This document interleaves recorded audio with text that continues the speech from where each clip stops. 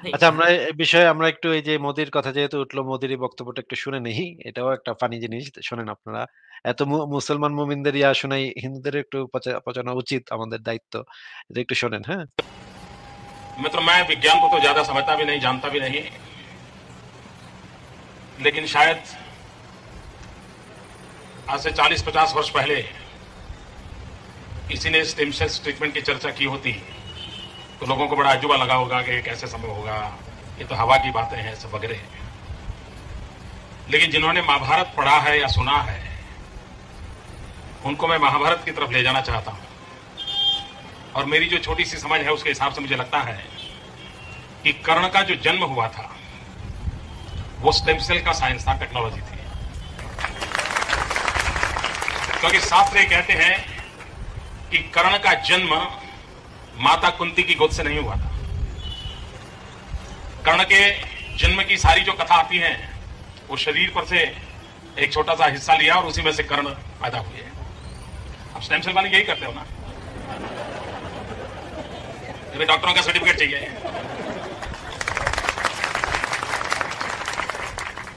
तात्पर्य यह है कि हमारे देश के पास कुछ तो था।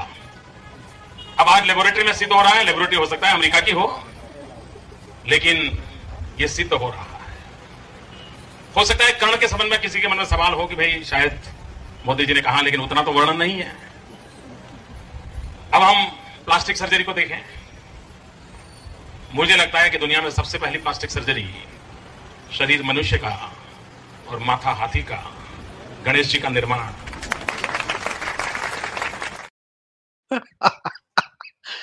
কি একটা অবস্থা! একটা দেশের প্রধানমন্ত্রী এসব এসব উজবুকের মতো কথাবার্তা বলতেছে ভাই। প্রধান হাততালি যারা দিতেছে, আয় আয় কোথায় যায় হাততালি, মানে বক্তব্যটা কোনো হাসপাতালে ছিল নিশ্চয়ই।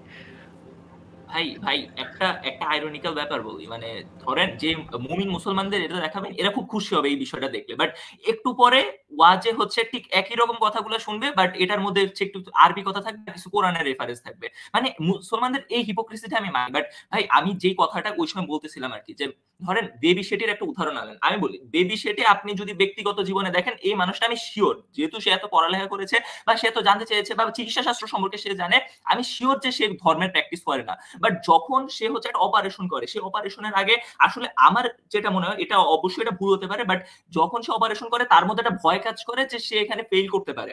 এখন ওই ভয়টা যে কাজ করে, ওই ইনস্ট্যান্ট মোমেন্টে মানুষের ওই লজিকটা, বা যে কোনো মানুষ যত জ্ঞানী মানুষই হোক, ওই লজিকটা ওই সময় কাজ করে না। তখন ও মনে করে যে গড আছে, মানে অন্য সবকিছু বাদ দিক, যে গড আছে, তিনি দেখছেন, তিনি আমাকে সেভ করবেন। ওই সময় এই যে এতটুকু বিশ্বাস, ওইটা থাকার কারণে মানুষের একটা কনফিডেন্স থাকে। আর ওই যে এই ভয়টা আছে না, এই ভয়টা অতিক্রম করা যায়, কারণ তখন আছে না, মানুষ পুরাটা নিজের উপরে নিয়ে নেয় না, নিজের উপরে অতিরিক্ত বার্ডেনটা অনেক পরিমাণে রিলিফ করে দেয়। এখন আমি যে প্রথমে হ্যাঁ, রিক্সা তার মানে চালাতাম আপনি তার মানে আপনি বলতে চাচ্ছেন যে মানে মানুষের এই ধর্মবিশ্বাসটা হচ্ছে মানুষের দুর্বলতার একটা প্রকাশ। এখন দুর্বলতার প্রকাশ এবং অসহায় যখন মানুষ থাকে তখন, যখন মানুষের যুক্তিবোধ কাজ করে না, যখন মানুষের আ আ মানে মাথা ঠিকভাবে কাজ করে না, তখন এই জিনিসটা জেঁকে বসে। এটাই তো আপনার কথা থেকে আমি জি যেটা জি জি বুঝলাম। জি ভাই, জি তাহলে আমি তো এটাই এটাকে তো আমাদের আরো বেশি জোরে সোরে বিরোধিতা করা উচিত। আপনি আমাদেরকে আরো একটা পয়েন্ট দিয়ে দিলেন, যেটার কারণে আমাদেরকে আরো জোরে সোরে এটার বিরুদ্ধে কথা বলাটা আমাদের দায়িত্ব। যে যেহেতু এই জিনিসটা এমন একটা সময় আমাদেরকে আচ্ছন্ন করে ফেলে, এমন একটা সময় আমাদেরকে কন্ট্রোলে নিয়ে নেয়, যেই সময় আমাদের নিজেদের উপর কোনো কন্ট্রোল থাকে না, তখন তাহলে তো এইটা আরো জরুরি হয়ে যায় যে এই জিনিসটার বিরোধিতা করাটা। কেন আরো জরুরি হয়ে যায়? সাকিব, আপনি কি এটা বুঝতে পারছেন নাকি আমি আপনাকে বুঝায় বলবো বলেন তো? ভাই হ্যাঁ, আপনি যেটা বলতে চাচ্ছেন, মানে এটাই তো বলতে চাচ্ছেন যে ওই সময় হচ্ছে ওই মানুষটার ওই দুর্বলতাটাকে যদি আমরা আরো বেশি পরিমাণে সেলিব্রেট করি, এটা আলটিমেটলি হচ্ছে প্রবলেমেটিক হবে। মানে এই না, জায়গাটা আমি সে সে যখন দুর্বল পরিস্থিতিতে চলে যাচ্ছে, যখন তার মধ্যে এই ইয়াটা চলে আসতেছে যে সে তার যুক্তি আর কাজ করতেছে না, তাহলে তো তাকে দিয়ে এই রকমের একজন ব্যক্তিকে দিয়ে যেকোনো কাজ করায় নেয়া সম্ভব। এরকমের একজন ব্যক্তি খুবই ভয়ংকর ব্যক্তি হয়ে উঠতে পারে, খুবই মারাত্মক ব্যক্তি হয়ে উঠতে পারে। আমি আপনাকে কয়েকটা উদাহরণ দেখাতে চাই। একটু অপেক্ষা করেন। আ আপনি একটু বলেন তো, এই যে এই এই নিউজটা কি আপনি কখনো দেখেছেন বলেন তো? না ভাই, এটা আমার আগে দেখা হয়নি। আচ্ছা। এরকমের ঘটনা প্রতি বছরই ঘটে। মানে বাংলাদেশে আসামে মানে পশ্চিমবঙ্গে এরকম মাঝে, মাঝে আমি পেয়েছি। অনেকগুলো আমার কাছে আছে এরকম। এটা একটা দেখালাম আপনাকে উদাহরণ হিসেবে। এই যে যেই ব্যক্তিটা আ এই কাজটা করলো, হুম? সেই ব্যক্তিটা তো একটা দুর্বল মানে সেই ব্যক্তিটার মাথায় তো আর যুক্তি-টুক্তি কাজ করে নাই, তাই না? জি। এই রকমের একটা পরিস্থিতিতে যদি একটা মানুষ এরকমের একটা কাজ করে ফেলে বা হোলি আর্টিজানের মতো ঘটনা যদি এরকমের একটা পরিস্থিতিতে ঘটায় ফেলে আল্লাহকে খুশি করার জন্য, সে একটা অসহায় মোমেন্টে তার একটা অসহায় মোমেন্ট ছিল যেই সময় তার যুক্তি বুদ্ধি আর কাজ করে নাই, সেই সময় সে একটা ঘটনা ঘটায় ফেলল। তাহলে এইটা কি আরো আমাদেরকে আমাদের কাজগুলাকে আরো বেশি জাস্টিফাই করে না? যে আমাদের কাজগুলো আরো জোরে সোরে আসাদ ভাই একটু কথা বলেন তো। জি, আসিফ ভাই আমাকে বলেছেন? আমি আমি আমি হ্যাঁ, হ্যাঁ। একটু ডিসকানেক্ট হয়ে গেছিলাম। আমি হ্যাঁ, শুনতে হ্যাঁ। পাইনি। ঠিক জি। আছে। আ আ সাকিব সাকিব আচ্ছা সাকিব আপনি একটু অপেক্ষা করেন। আমি আরেকজনকে একটু যুক্ত করি। আমাদের আরেকজন আছেন। ননিম ভাই আপনি কি শুনতে পাচ্ছেন? হ্যাঁ ভাই, শুনতে পাচ্ছি। ননিম ভাই আপনি যদি এই আলোচনাতে পার্টিসিপেট করতে চান তাহলে করতে পারেন। আপনার কি মনে হয় আপনি সেটাও বলতে পারেন। যে আমি যে পয়েন্টটা বলতেছি যে এই অসহায় মোমেন্টে আ একজন মানুষের যুক্তিবোধ কাজ করছে না, এটা তো আরো মারাত্মক পরিস্থিতি। তখন তো আরো বেশি জরুরি হয়ে যায় আমাদের এই ব্যক্তিকে আমরা কিভাবে ট্যাকেল করব? যেহেতু এই ব্যক্তির মধ্যে যুক্তি কাজ করছে না, সেহেতু সে তো যেকোনো কিছু ঘটায় ফেলতে পারে। তাই না? আপনার কি মনে হয়? এই বিষয়টা নিয়ে ভাই আমি আসলে চিন্তা করিনি তো। আর আমার কাছে মনে হয়েছে ২ টাই হতে পারে আরকি। একটা হচ্ছে যে অনেক সময় মানুষের একটু মন ভিতর থেকে সাহসের প্রয়োজন হয়। তো সেই সাহসটা যদি কেউ কোনো একটা আ অযৌক্তিক চিন্তা থেকেও যদি নেয়, অনেক সময় এটা পজিটিভ হলেও হতে পারে। কিন্তু আবার উল্টাটাও হওয়া সম্ভব যে আপনি একটা খুব খারাপ কাজ করবেন। সেই খারাপ কাজের জন্য মোটিভেশন দরকার। সেই মোটিভেশনটা আপনি ওই একইভাবে সেই অযৌক্তিক বা অলৌকিক ক্ষেত্র থেকে নিলেন, তাই না? তো এটা ২ দিকেই মানে ঘটতে পারে। এখন ২ টার মধ্যে কোনটা বেশি ভয়ংকর? আমার মনে হয় সেকেন্ডটা বেশি ভয়ংকর। কারণ আপনার ক্ষতি করার সম্ভাবনাটা বেড়ে যাচ্ছে আরকি মানুষের। কিন্তু একেবারে যে ১ম টা ঘটবে না সেটা আমি মনে করি না আরকি ভাই। আচ্ছা। সাকিব আপনি একটু বলেন তো যে ১ম টা মানে পজিটিভ একটা কিছু পাওয়া, আ এরকম কি হওয়া সম্ভব? যে জাস্ট আত্মবিশ্বাস বাড়া ছাড়া, এছাড়া কি পজিটিভ কিছু ঘটা সম্ভব? নিজের আত্মবিশ্বাস বাড়া ছাড়া? না ভাই মানে একটা খুব মানে এই বিষয়টা নিয়ে কথা বললে ২য় যে বিষয়টা আছে না, ওই বিষয়টার খুব বড় একটা প্রবাবিলিটি আছে, এটা আমিও স্বীকার করি। বাট তাহলে ১ম যে তাহলে তাহলে আমরা যদি পজিটিভ এবং নেগেটিভ দিকগুলা পাশাপাশি রাখি, পজিটিভ দিকগুলো আপনি আমাকে কয়েকটা দেখান, আমি আপনাকে নেগেটিভ কয়েকটা দেখাচ্ছি এবং আমরা কম্পেয়ার করি যে এইটার পজিটিভ দিক কি, কি আছে। পজিটিভ দিক আমি বলে দিচ্ছি যে জাস্ট নিজের একটু আত্মবিশ্বাস বাড়া ছাড়া আর কোনো পজিটিভ কোনো দিক নাই। নেগেটিভ দিক হচ্ছে টুইন টাওয়ার, বোকো হারাম, তারপরে হচ্ছে হলি আর্টিজান, পৃথিবীর সারা পৃথিবীর মানে দেশে ধর্মের নামে কোপাকুপি মারামারি, রক্ত গঙ্গা বয়ে যাওয়া এবং মানে না যুদ্ধ শতাব্দীর পর শতাব্দী ধরে চলে আসা যুদ্ধ, এগুলো আমি আপনাকে দেখাতে পারি। আপনার কাছে কি মনে হয় জাস্ট নিজের কনফিডেন্স বৃদ্ধির জন্য আমরা এত কিছু স্যাক্রিফাইস করতে পারি? ভাই পজিটিভ বিষয়গুলো বলার আগে জাস্ট একটা জিনিস একটু জানতে চাচ্ছি যে ভাই আপনারা তো নাস্তিক না? আমি পুরাপুরি নাস্তিক না, বাট আপনাদের থেকে একটা বিষয় যে আপনাদের লাইফেও তো আপস অ্যান্ড ডাউনস আছে। সো আপনাদের লাইফের ওই মোমেন্ট গুলাকে আসলে আপনারা কিভাবে ট্যাকেল করেন? মানে ওই মোমেন্ট গুলা থেকে জাম্প করে আবার যে হচ্ছে নিজের বেটারমেন্ট বা ভালো একটা কিছুর দিকে আসার, এই ক্ষেত্রে আপনারা কি করেন? মানে আপনাদের ক্ষেত্রে ওই সিচুয়েশনটা কিভাবে হ্যান্ডেল করেন? এই প্রশ্নের উত্তর আজকে ১ম এই দিয়েছি। আজকের লাইভের ১ম এই দিয়েছি। আপনি মানে YouTube থেকে ১ম এ শুরুটুক দেখে নিয়েন। আসাদ ভাই, ননিম ভাই, সক্রেটিস ভাই আপনারা কিছু বলতে পারেন। ভাই আমি আসলে বুয়েট প্রসঙ্গে একটু বলতে চাচ্ছিলাম। আমি জানি না এখন অপ্রাসঙ্গিক হয়ে যাবে কিনা। হ্যাঁ, হ্যাঁ এই বলেন, যে বলেন। বলেন অসুবিধা নেই আচ্ছা, বলেন। না এখানে মেইনলি হচ্ছে যে এখানে মানে ২ টা জিনিস। একটা হচ্ছে যে আজকে যিনি যুক্ত হয়েছেন নামটা ঠিক মনে পড়ছে না। তো উনি একটু আগে বললেন যে বুয়েটে এই আ অনেকটা জঙ্গিবাদ টাইপের একটা আম প্রচ্ছন্ন ইয়ে তৈরি দিলেন। তা আসলে আমার মনে হয় যে বুয়েটে একজন প্রাক্তন ছাত্র হিসেবে এটা মনে হয় যে বুয়েটে আ আপনার সামান্য কিছু থাকতে পারে এ ধরনের জঙ্গিবাদী চিন্তার মানুষ। কিন্তু সেটা আপনি বাংলাদেশের জেনারেল যেই পার্সেন্টেজ তার থেকে খুব বেশি হওয়ার কোনো প্রমাণ আমি পাই নাই। আর ডারউইনের তত্ত্ব ব্যাপারে আমার কাছে যে ডেটাটা আছে সেটা হচ্ছে এরকম যে আমাদের বুয়েটের কিছু একটা ইন্টারনাল গ্রুপ আছে। সেই গ্রুপে আপনার এই ব্যাপারে একটা পোল হয়েছিল যে ডারউইনের তত্ত্বে কারা বিশ্বাস করে বা সত্য মনে করে এইটার একটা পার্সেন্টেজ একটা পোল হয়েছিল এবং এটা বুয়েটের মানে অ্যালামনাই এবং সাধারণ ছাত্র মানে বর্তমান ছাত্রছাত্রী সবাই প্রায় সবাই এটার মেম্বার। সো প্রায় ২৫,০০০ এর মতো টোটাল মেম্বার। এর মধ্যে হয়তো 10% ভোট দিয়েছে বা ২,৫০০ বা ২,০০০ বা ১,৫০০, আমি এক্সাক্ট নাম্বারটা মনে নেই। এরকম ওই পোলটাতে অংশগ্রহণ করেছিল।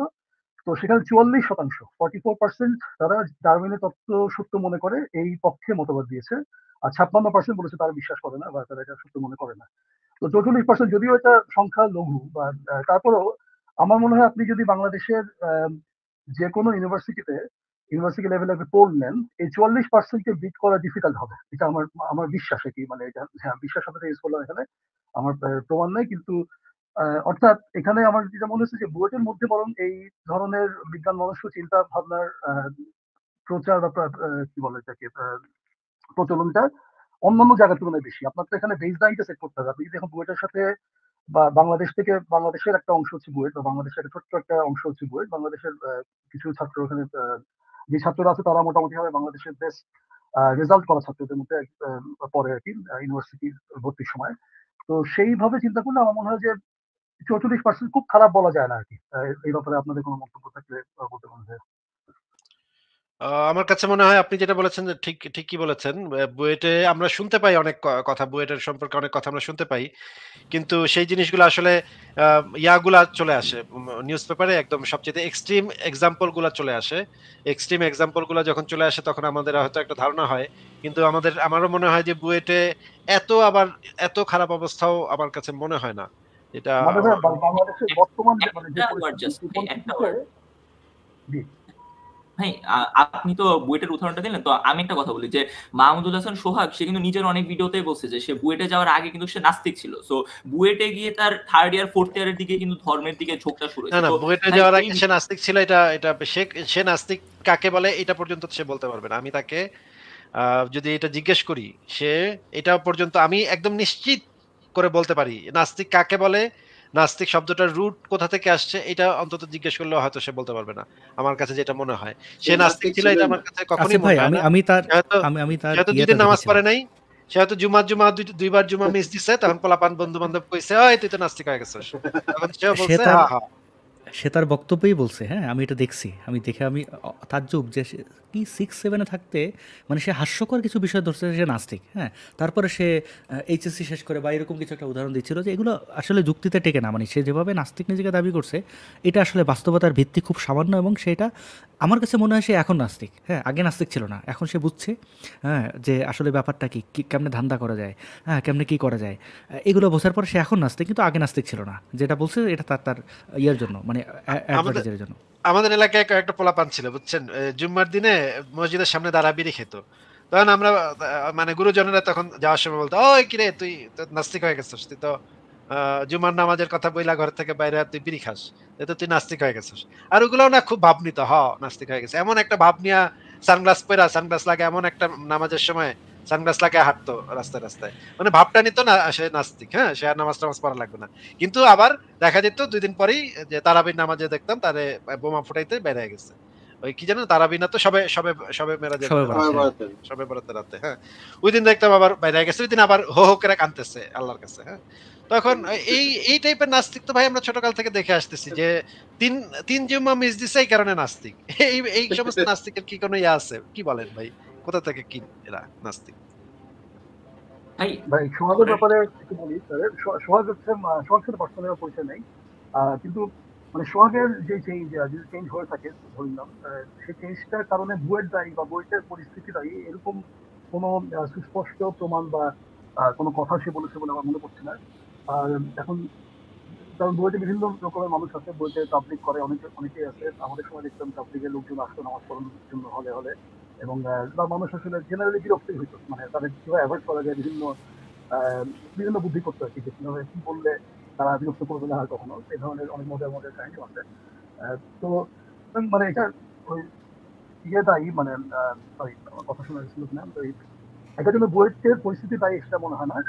আর সেকেন্ডলি হচ্ছে হ্যাঁ কি নিয়ে বলতে চাচ্ছিলাম, হ্যাঁ তো বুয়েটের যে পরিস্থিতি সম্বন্ধে বিভিন্ন খবর টবর পেপারে আসছে, তো বুয়েটের পরিস্থিতিটা আসলে কি যে যেহেতু আবরার হত্যাকাণ্ডের সময়, আবরার হত্যাকাণ্ড শুধু একটা হত্যাকাণ্ড নয়, তারও বেশ কিছু আগে থেকে এটা আমরা অ্যালামনাইয়ের জানতে পেরেছি যে ধরেন অন্তত পক্ষে 8-9 বছর ধরে বুয়েটের পরিস্থিতিটা খুবই বাজে পর্যায়ে পৌঁছে গেছিল, এবং প্রতি হলে হলে এটা পলিটিক্যাল বিভিন্ন ব্যাপার আছে যে আসলে আগে তো সকল দল একসাথে কোএক্সিস্ট করতো, মারামারি টারামারি হইলো, সেটা দেখা যেত যে বিভিন্ন দলের কমিটি আছে বুয়েটে অ্যাক্টিভ পলিটিক্স করতেছে।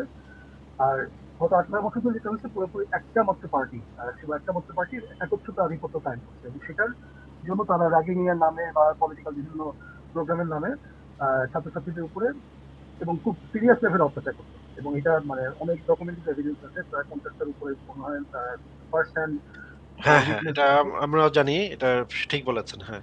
হ্যাঁ, এবং এইসব কারণে যেটা হয়েছে যে বুয়েটের অভ্যন্তরে মনে করেন যেহেতু এই কাজগুলো করতেছে বর্তমান ক্ষমতাসীন দল এবং তাদের ছাত্র সংগঠন, সেই কারণে একটা খুব anti Awami League sentiment grow করছে এটা জেনারেল ছাত্রদের মধ্যে, এবং এটা খুবই মানে স্ট্রংলি গ্রো করছে। আপনি যদি বুয়েটের রিসেন্ট যেসব মানে অ্যান্টি পলিটিক্স স্ট্যান্ডার্ড নিচ্ছে সেটার পিছনে কিন্তু 97% উপরে জনমত আছে বুয়েটের কারেন্ট ছাত্রদের মধ্যে অ্যাকর্ডিং টু। এবং এই পোলটা নেওয়া হয়েছে হচ্ছে একেবারে প্রত্যেকের অফিসিয়াল ইমেইলের উপর বেস করে। প্রত্যেক অফিসিয়াল মানে বুয়েটের ছাত্রদের অফিসিয়াল ইমেল থাকে, সেই ইমেইলে সবাইকে ইমেল পাঠায় জিজ্ঞাসা করেছে তুমি কি এই ছাত্র রাজনীতি ব্যান সাপোর্ট করো কি করো না, এরকম একটা স্ট্যান্ড নিয়েছে। এবং সেই স্ট্যান্ডটা নেওয়ার পরে যেহেতু প্রায় মানে এখন এত ওভারওয়েলমিং মেজরিটি যখন কোনো একটা স্ট্যান্ড নিয়ে নেয়, সেটা যদি যৌক্তিক নাও হয়, তারপরে দেখা যায় যে ওটা আসলে কিছুটা হলেও মানে ওটার পিছনে একটা লেজিটিমেসি চলে আসে সেই দাবিটার পিছনে।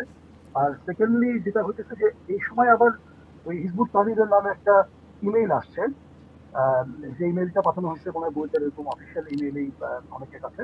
তো এই ঘটনাটাও আদৌ মানে এই যে এটা কি মানে অনেক সময় মনে না যে আগুন লাগলে আলু পোড়া খাওয়ার চেষ্টা, তো সেই আলু পোড়া খাওয়ার চেষ্টা হতে পারে।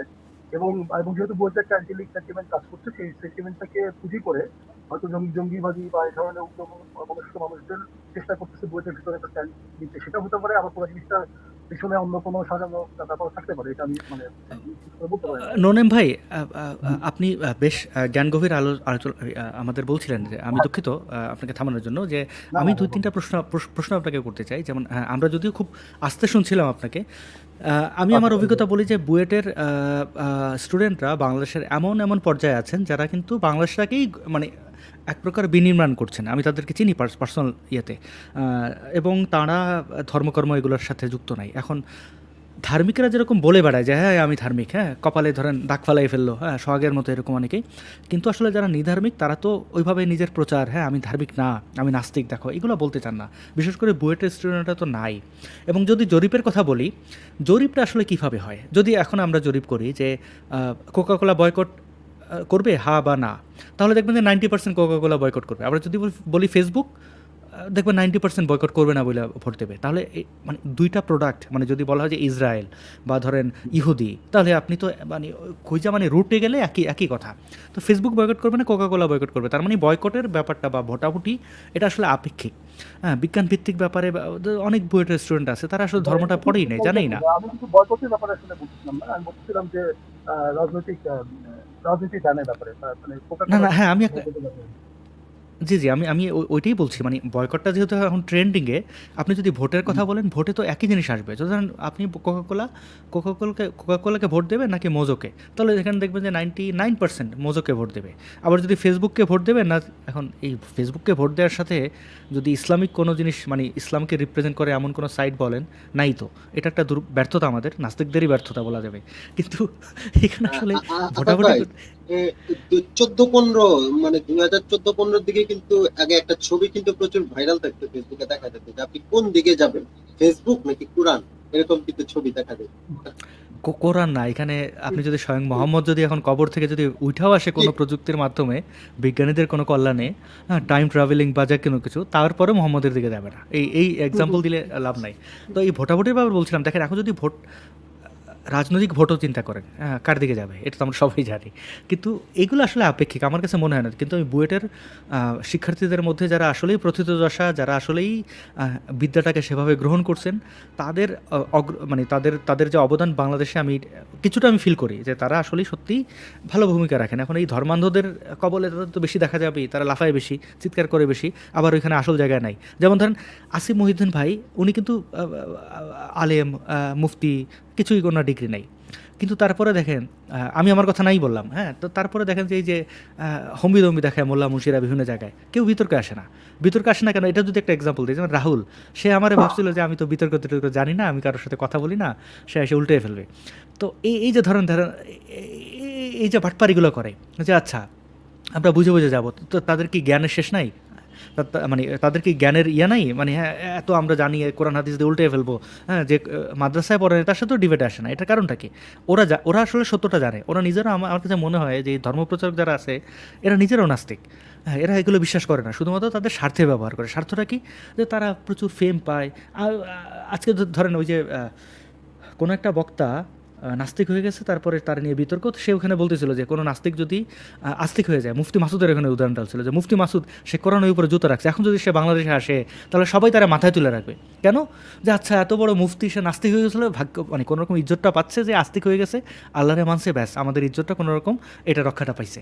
এই চিন্তাটা দেখেন ধার্মিকদের মধ্যে, এই চিন্তাটা সবসময় কিন্তু কাজ করছে যে কোনোভাবেই যে আচ্ছা সমালোচকদের কোনোভাবেই যদি নিজের দলে আনতে পারে, কারণ এরা সবাই জানে যে এটার আসলে আলটিমেট রেজাল্ট কী।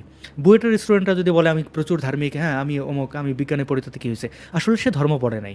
ধর্ম না পড়লে এটা তাদের ব্যর্থতা। এই উত্তরটা আসলে আমাদের কাছে নাই। আচ্ছা আচ্ছা, আমি মনে করি না যে এরা কেউই নাস্তিক। আমার কাছে মনে হয় এদের মধ্যে অনেকেই আছে যারা খুবই দৃঢ়ভাবে বিশ্বাস করে ইসলাম ধর্মে। এই যারা হুজুর টুজুর আছে তাদের অনেকেই আছে একদম খুবই ভাবে বিশ্বাসী। আর ননিম ভাইয়ের একটা কথা আমার খুবই মানে গুরুত্বপূর্ণ মনে হয়েছে যে এই যে আওয়ামী লীগ যে কাজটা এখন করতেছে সেটা হচ্ছে যে এটা অবশ্য সব ক্ষেত্রে সবসময় ঘটবে, এরকমই ঘটবে যে একটা রেজিস্ট্যান্স ফোর্স তৈরি হবে যখন তারা এটা সেকুলার হোক বা ধর্মান্ধ হোক, যেই ধরনের মানে ক্ষমতাসীন দলই থাকুক না কেন, তারা যখন আহ দমন-পীড়ন চালাবে তখন একটা রেজিস্ট্যান্স ফোর্স তৈরি হবেই। এটা হওয়াটাই স্বাভাবিক। এবং এইখানে দেখা যাচ্ছে যে এই ফোর্সটা আসতেছে। যেহেতু আওয়ামী লীগ একটা সো কল্ড সেকুলার দল, সেহেতু এই রেজিস্ট্যান্স ফোর্সটা আসলে দেশে এই যে ধর্মান্ধদেরকে দিচ্ছে আরকি, উস্কায় দিচ্ছে। তাদেরকে আসলে শক্তিশালী করতেছে। ছোট্ট জিনিস আ এড করি ভাই, হ্যাঁ, আমি একটা কথা বলি, যদি হচ্ছে এখন বিএনপি ক্ষমতায় থেকে আওয়ামী লীগ যা করতেছে এটা করতো, তাহলে দেখতেন বর্তমানে যে অ্যান্টি আওয়ামী লীগ সেন্টিমেন্টটা ক্রিয়েট হচ্ছে তার অর্ধেকও ক্রিয়েট হতো না। কারণ বর্তমানে আওয়ামী লীগকে হেট করার অন্যতম বড় কারণ হচ্ছে ওরা মনে করে হচ্ছে আওয়ামী লীগ হচ্ছে ইসলামের শত্রু। হ্যাঁ, এখন বর্তমানে আপনি যতজন মোল্লা মুসলিমকে জিজ্ঞেস করবেন যে ভাই আপনি আওয়ামী লীগের কেন বিরোধিতা করেন, আওয়ামী লীগ আপনার কি করছে, ওরা কিন্তু বলবে না যে দেশে দুর্নীতি করতেছে, টাকা বিদেশে পাঠাইতেছে, ব্যাংকগুলিতে খেয়ে ফেলতেছে। ওদের মেইন আর্গুমেন্টটাই হবে হচ্ছে ভাই ওরা হচ্ছে ইসলাম বিরোধী, বায়াতুল হ্যাঁ, মোকাররমে গিয়ে হামলা চালাইছে। ঠিক। ঠিক। আপনার সাথে ঠিক আছে। ভাই আমার তো ৩ ঘন্টা শেষ হয়ে গেছে। ফারাজ ভাইও চলে আসছে। আমার এখন বোধহয় যাওয়ার একটা সুযোগ তৈরি হয়েছে। ফারাজ ভাইয়ের সাথে একটু কথা বলে আমি দেখি বিদায় নেওয়া যায় কিনা। ফারাজ ভাই, আপনি কি শুনতে পাচ্ছেন? হ্যাঁ ভাই, আমি শুনতে পাচ্ছি, কিন্তু ভাই আমার উপর ছেড়ে দিয়ে যায় না। আসাদ ভাইয়ের কাছে কি কন্ট্রোলিং আছে? আসাদ ভাইকে তো আমি কন্ট্রোলিংটা দিছিলাম, কিন্তু আসাদ ভাই মনে হয় কন্ট্রোলটা ওইটা ব্যবহার করে ঢোকে নাই। ও হ্যাঁ, এটা আচ্ছা, একটা তাহলে তো ব্যর্থতা আসিফ ভাই, আমি সরি, আমার ওই আগের ইমেলটা খারাপ হয়ে গেছে বুঝছেন। তো ফারাজ ভাইয়ের কাছে কিছু নাই। আমার কাছে কন্ট্রোল আছে, কিন্তু ভাই কতক্ষণ কন্ট্রোল করতে পারবো কিছু সমস্যা নাই। I can control. তাহলে ভাই ওকে। আমি আজকে বিদায় নেই, কারণ আমার ৩ ঘন্টা হয়ে গেছে। ননিম ভাই, আপনার কি লাস্টে আর কিছু বলার ছিল? না ভাই, মোটামুটি যা বলার বলছি মনে হয় আজকের মতো। আচ্ছা, তাহলে আপনারা কথা বলেন। আমি তাহলে আজকে বিদায় নিচ্ছি। আপনারা ভালো থাকবেন। শুভরাত্রি। আমি যে আচ্ছা বাইরে আসিফ থেকে ভাই, আহ, হ্যাঁ, আপনি কি যাওয়ার আগে একটা ছোট কথা একটু উঠাইতে পারি যদি আপনার সময় হয় আর কি? হ্যাঁ, আচ্ছা বলেন। আসিফ ভাই, আমার এখানে প্রচুর নেটওয়ার্ক ঝামেলা করতেছিল, সো আমি অ্যাকচুয়ালি শুনতে পারি নাই যে বুয়েট সম্পর্কে আপনার অপিনিয়নটা কি ছিল অ্যাকচুয়ালি। মানে বুয়েটে পোলাবেন, আমি আমি হয়তোবা আলোচনা চলতেছিল এরকম যে বুয়েটে পোলাবেন এরকম ধার্মিক কেন সেই এই না, সম্পর্কে বুয়েট আপনার আমি অপিনিয়ন কি ছিল? আলাদাভাবে বুয়েট সম্পর্কে আমি বলিনি। আমি বলছি যে বাংলাদেশের যে শিক্ষা ব্যবস্থা এবং যে হুম এ প্লাস গোল্ডেন এ প্লাস পাওয়ার যে হুম প্রতিযোগিতা, এটা ইন জেনারেল আমি একটা কথা বলছি যে বাংলাদেশে যে বর্তমানে যে শিক্ষা ব্যবস্থাটা আছে এটা মোটেও ভালো কোনো শিক্ষা ব্যবস্থা না। এটা দ্বারা মানুষের ভেতরে যে হুম প্রশ্ন করার যে কৌশলটা, এবং ইউরোপে যেইভাবে বাচ্চাদেরকে বড় করা হয় এবং বাংলাদেশে যেভাবে বাচ্চাদেরকে বড় করা হয়, এটার ভিতরে আমি আকাশ পাতাল পার্থক্য দেখতেছি। হুম? আমি মনে করি যে বাংলাদেশে যেই এখন শিক্ষা ব্যবস্থা প্রচলিত আছে সেটা দ্বারা বাচ্চাদের আসলে ভয়ঙ্কর ক্ষতি হচ্ছে। হ্যাঁ? এখন এইখান থেকে বের হয়ে কেউ যদি বুয়েটে চান্স পায় বা ঢাকা মেডিকেল ডিএমসি তে চান্স পায় বা ঢাকা বিশ্ববিদ্যালয়ে চান্স পায়, এই জিনিসগুলো আমার কাছে খুব একটা কোনো কিছু মিন করে না। কোনো কিছু আমি বুঝি না যে এটার দ্বারা আসলে কি মিন করতেছে। তারা তো কিছু জিনিস মুখস্থ করতেছে এবং গিয়ে উগলায় দিচ্ছে। এটা দিয়ে আসলে কি হবেটা কি? আমার কাছে মানে ইম্পোর্টেন্ট জিনিস হচ্ছে যে একটা বাচ্চা কতটুকু প্রশ্ন করতে শিখতেছে, কতটুকু জানার আগ্রহ তৈরি হচ্ছে এবং বিজ্ঞানের যে বিষয়গুলো সে শিখতেছে সেগুলো সে প্র্যাকটিক্যালি তার মানে সাধারণ জীবনে সেগুলা কতটুকু সে প্রয়োগ করতে পারতেছে, এই জিনিসগুলো আমার কাছে ইম্পর্টেন্ট। মানে ধরেন জিওমেট্রির একটা শিখতেছে, মানে উপপাদ্য শিখতেছে, এটাকে আমি কিভাবে বাস্তব জীবনে ব্যবহার করব, আমি সূর্যের দূরত্ব এখান থেকে কিভাবে মাপতে চেষ্টা করতে পারি, সূর্যের দূরত্ব এটা দিয়ে এই ত্রিকোণমিতির একটা ত্রিভুজের সূত্র দিয়ে বের করা সম্ভব কিনা, এইটা যার মাথায় আসবে না, আমার কাছে মনে হয় এই বাচ্চার শিক্ষা দিয়ে আসলে এই বাচ্চাটা শিক্ষা আসলে কি করবে, সে তো একটা চাকরি করবে, একটা ব্যাংকে চাকরি সো করবে, দেখা অ্যাকচুয়ালি যাবে আপনার বুয়েটে স্টুডেন্টসদের নিয়ে কোনো অপিনিয়ন নেই, আপনার অপিনিয়নটা হচ্ছে অ্যাকচুয়ালি শিক্ষা ব্যবস্থাটা নিয়ে। শিক্ষা ব্যবস্থা নিয়ে আমি মনে করি যে বুয়েটে ইলেকট্রিক্যাল ইঞ্জিনিয়ারিং পাশ করে যদি কেউ এখন ব্যাংকে চাকরি করে, আমার কাছে মনে হয় যে এটা West of time, West of money, প্রয়োজন নাই, প্রয়োজন ছিল না সরকারের এতগুলা টাকা তার পিছনে খরচ করা। বুয়েটে একটা ছাত্রকে পড়াইতে যে পরিমাণে টাকা লাগে, জনগণের যে ট্যাক্সের টাকাটা খরচ হয়, এই টাকাটার 100 ভাগের 1 ভাগ দিয়ে ওই বাচ্চাটা কি একটা ব্যাংকে কিভাবে টাকা গুনতে হয় এটা শেখানো যেত, সে ওইখানে ব্যাংকে গিয়ে টাকা গুনতে পারতো। কেন একটা ইলেকট্রিক্যাল ইঞ্জিনিয়ার বা একটা মেকানিক্যাল ইঞ্জিনিয়ারকে বুয়েট থেকে পাশ করে গিয়ে ব্যাংকে চাকরি করতে হবে, এই জিনিসগুলো ভাই আমার কাছে খুবই ডিসগাস্টিং লাগে। আমি মনে করি এই শিক্ষা ব্যবস্থা দ্রুত পরিবর্তন করা দরকার। ফারাজ ভাই আপনারা কথা বলেন, অমিত ভাইও মনে হয় চলে আসবে, তাহলে আমি আজকে বিদায় নিই। শুভরাত্রি। ওকে ভাই, আপনার লেট হলে কি বকা টকা খাবেন আসিফ ভাই? না আমি তাহলে দেখি পরে আবার একটু যুক্ত হওয়া যায় কিনা, আপনি ওকে ওকে চালায় যান। ওকে, ঠিক আছে ওকে, ঠিক আছে। Good night. Thank you good night. Okay, আচ্ছা আসাদ ভাই, ঠিক আছে আপনার ভাই, কাছে আপনি একটা যেটা জিনিস একটু বলছিলেন জানার ছিল। সেটা বলেন। জি জি ভাই, মানে এটা আমি জানি না জিজ্ঞেস করা ঠিক হবে কিনা, বাট আমার ইউটিউবে ওই দিন কিভাবে জানি এই জিনিসটা রেকমেন্ড করলো যে সিক্রেট রিভেল নামে একটা ইউটিউব চ্যানেল, এটা কি কখনো আপনার চোখে পড়ছিল? না আই ভাই know about this YouTube channel, ভাই এই চ্যানেলটা সম্পর্কে কনস্পিরেসি মানে থিওরি আমার থিওরিওয়ালা। ভাই কি এই করেছে তারা? চ্যানেলটা আপনার সম্পর্কে হচ্ছে একটা ভিডিও বানিয়েছিল। হ্যাঁ, এখন ভাই এই ভিডিওটা নিয়ে আসলে আমি তো আর আপনার সম্পর্কে এত বেশি অবগত না, বাট ভাই ওই হুম, ভিডিওটায় মানে আপনাকে যেভাবে বলছে আর কি, মানে খুব বাজেভাবে ক্যারেক্টারাইজ করছে আর কি, মানে ওই কি করছে? ক্যারেক্টারাইজ ভাই, মানে আপনাকে বলছে হচ্ছে আপনি হচ্ছে আহ, ইন্ডিয়ার ধরুন, এজেন্ট। এটা এটা এটা বলার আগে ধরেন আসাদ ভাই নামে এক গাদা কমপ্লেন করছে, বা আমার নামে বা আসিফ ভাই নামে এক গাদা কমপ্লেন করছে।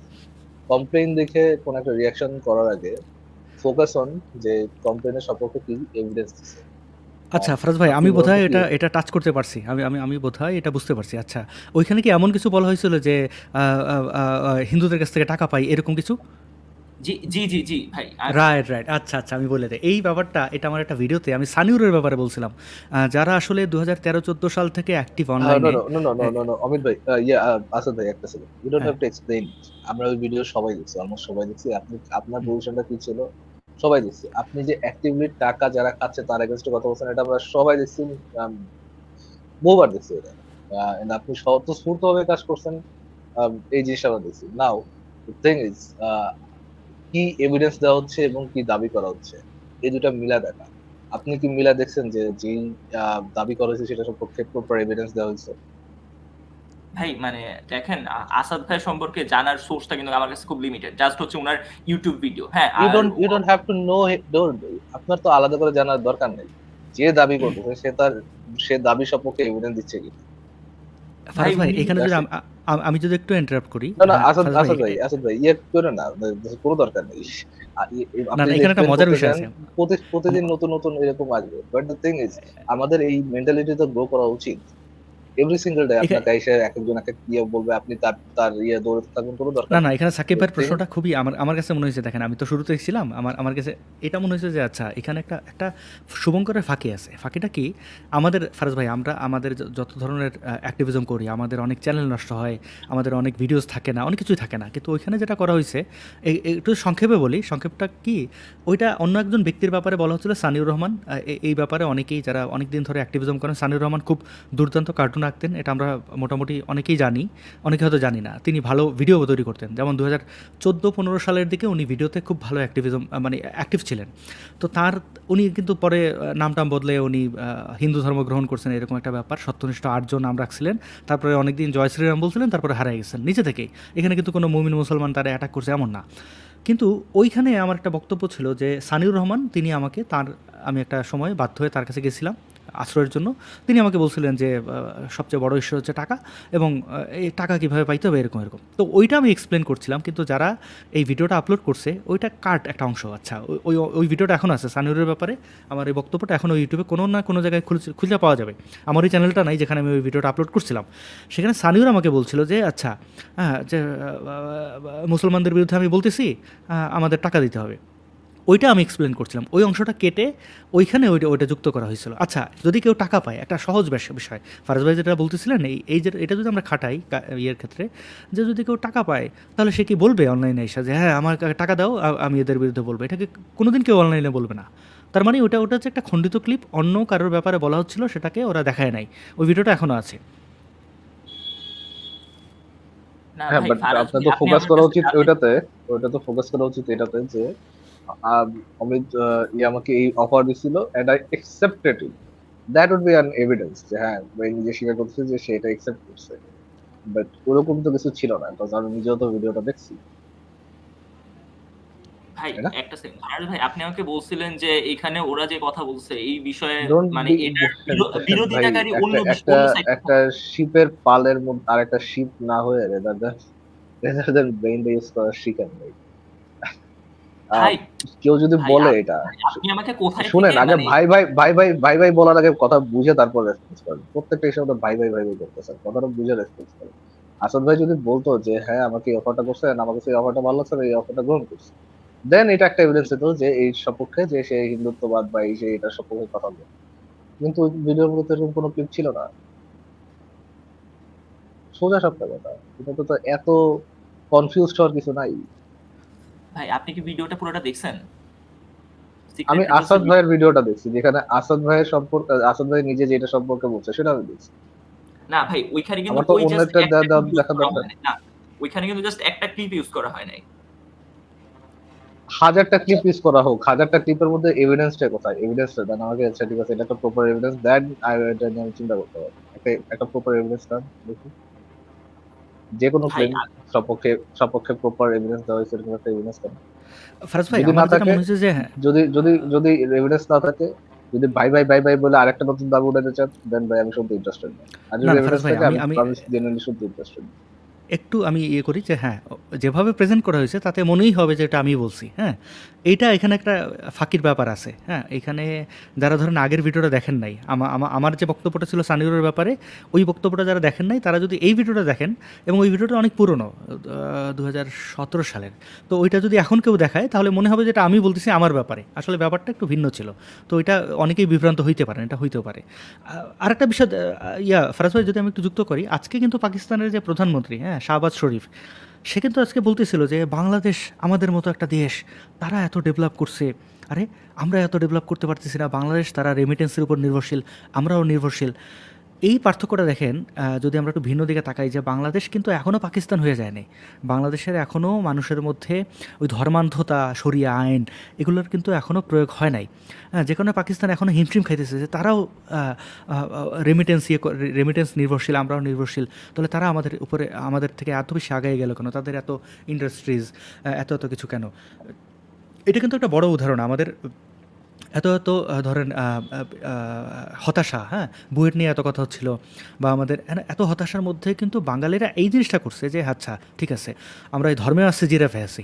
এই জিরাফে থাকার কারণেও কিন্তু এখন পর্যন্ত আমরা টিকে আছি, যে না আমাদের এই অর্থনৈতিক মন্দা একটা সময় হয়েছিল না, যে হ্যাঁ এই স্যাংশন আসছে, এই হয়েছে, সেই হয়েছে, আমাদের সব ইয়ে হয়ে যাবে।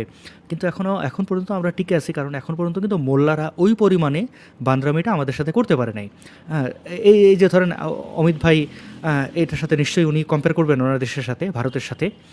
বাংলাদেশের কিন্তু সমস্যা শেষ নাই। মৌলবাদী, এই যে ধর্মান্ধ, হ্যাঁ, এই যে ইসলাম কায়েম করা, হ্যাঁ, তালেবানি, অনেক আমাদের সমস্যা আছে, কিন্তু তারপরে কিন্তু আমরা ঠিক আছে এই কারণে যে হ্যাঁ, এখন পর্যন্ত আমরা এতটুকুই নিশ্চিত করতে পারি যে দিন শেষে আমরা আমাদের অস্তিত্ব, আমাদের দেশের প্রতি আমার দায়বদ্ধতা, কর্মক্ষেত্র, মানুষ প্রচণ্ড পরিমাণে অ্যাক্টিভ, প্রচুর কাজ করতে পছন্দ করে, এই জিনিসগুলোর কারণে ঠিক আছে। ধর্মান্ধতা এখনও আমাদের গ্রাস করতে পারে নাই, বা ওই ফতোয়াবাজরা এখনও ওই পরিমাণে আমাদের গেড়ে উঠতে পারে নাই যে না এটাই হইতে হবে, এই ফাইনাল ডিসিশনটা তারা দিতে পারে নাই। এটা আমার মনে হয়। না, আমার একটা কথা ছিল। দেখেন ফারাজ নামে একজন কিছুক্ষণ আগে কি বুলশিট বলতেছিল এটা আমি জানি না। বাট না, না, উনি আসলে ফারাজ ভাই বুলশিট বলছিলেন না। ফারাজ উনার ভাই একটা প্রবলেম ক আছে ভাই। আমি প্রবলেমটা বলি। দেখেন ভাই, মানে আমি ইউটিউবে একটা ভিডিও কনজিউম করতেছি, হ্যাঁ? এখন উনি হচ্ছে আমার কাছে কিছু যুক্তি দিতেছে এন্ড কিছু জিনিস হচ্ছে আপনার সম্পর্কে আপনাকে এটা ক্যারেক্টারাইজ করতেছে একটা ভাবে, হ্যাঁ? এখন আপনার সম্পর্কে যেভাবে ক্যারেক্টারাইজ করতেছে, এখন আপনার যে ক্যারেক্টারাইজেশনটা আমার ব্রেইনে বা ভিজুয়াল ইমেজটা আমার ব্রেইনে ক্রিয়েট হইতেছে, এখন আমি কি না, না, এর ব্যাপারটা এগেইনস্টে ওরকম কোনো না। কিছু আপনার না, না, পাইতেছি? না, না, সাকিব ভাই সরি, হ্যাঁ, আপনার প্রেজেন্টেশনে একটা একটু ঘাটতি ছিল, হ্যাঁ? তো ফারাজ ভাই যেটা করছেন যে উনি ওনার পার্সপেক্টিভ থেকে উনি যেটা বলছেন ওটা ঠিকই আছে। কিন্তু ব্যাপারটা কি হয় দেখেন, এইটা আসলে খুব না, এই বুলশিট বা এই ধরনের শব্দ উচ্চারণ করাও ঠিক না। উনি ওনার জায়গা থেকে ঠিক বলছেন, আপনি আপনার জায়গা থেকে যে এটা বলছেন সেখানে আমি যদি একটু নম্রভাবে না বলে একটু কঠিনভাবেও বলি যে আপনি ওখানে এভিডেন্স কী পাইছেন সেটা আপনি খোঁজেন নাই। তারপরে আমি নমনীয়ভাবে বলার চেষ্টা করছি, ফারাজ ভাইয়ের মতো বলার চেষ্টা করেছেন। এইখানে আসলে আমি মানে ওইভাবে আঘাত করার মতো কিছুই দেখি না। কোন একটা রং জিনিস ধরাই দিলে বি অ্যান অ্যাডাল্ট যে হ্যাঁ আমার যেটা রং ছিল, don't bleach and bleaching and boning করার সময় ইয়ে আছে বয়স আছে। এনিহাউ, যদি এভিডেন্স থাকে তাহলে বলেন, আর যদি এভিডেন্স না থাকে দেন লিভ ইট। এভিডেন্স নিয়ে আসেন, যদি এভিডেন্স ভালো হয়, সঠিক এভিডেন্স হয়, আমি নিয়ে নেব, সমস্যা নেই। সাকিব ভাই ওটার কাউন্টার আমি দিতে চাইলেও আমি দিতে পারতাম, আমি ওটার কাউন্টারই দিই না, কারণ ওটা ফারাজ ভাইয়ের কথাই ওরকম বুলশিট টাইপেরই ছিল। মানে আপনি ফারাজ ভাইকে যেটা বলছেন, তো আসলে ওটা ওইরকম কোনো ইয়েই না, কাটটাট করে ওইরকম কিছু ঢুকিয়ে দিল, হ্যাঁ। এটা ধরেন আসিফ ভাইয়ের ব্যাপারে আমার ঝামেলা থাকলে আমিও এরকম কাটছাট করবো, হ্যাঁ, কোনো একটা কথার মধ্যে থেকে। লাইভে তো অনেক কথাই বলেন, হ্যাঁ, কোনো একটা জিনিস কাটটাট করে আমি একটা প্রেজেন্ট করলাম যে ওটা আসিফ ভাই বলছেন। আসলে এটা একটা খুবই সিলি বিষয়, এই বিষয়টা আমরা ইগনোর করি। আচ্ছা ভাই,